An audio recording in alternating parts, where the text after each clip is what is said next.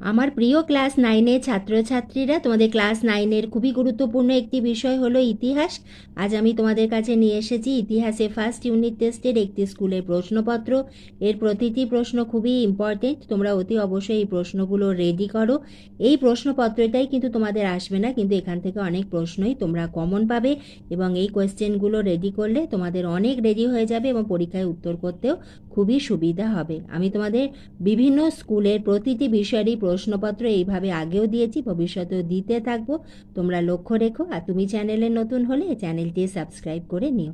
তাহলে এসো দেখে নিই আমাদের ইতিহাসে প্রশ্নপত্র।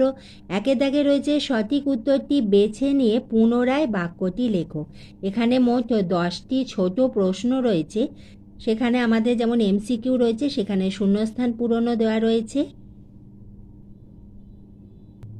তোমাদের লিখিত পরীক্ষা হবে মোট 40 নম্বরে, 10 নম্বরের প্রজেক্ট, এইভাবে থাকছে মোট 50 নম্বর।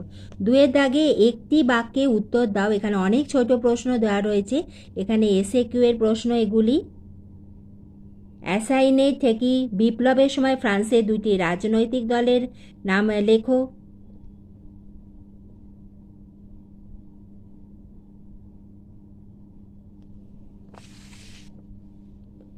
এরপরে এসো আমরা দেখে নিই 3-এর দাগে প্রশ্নমান 2 মার্কসের প্রশ্ন।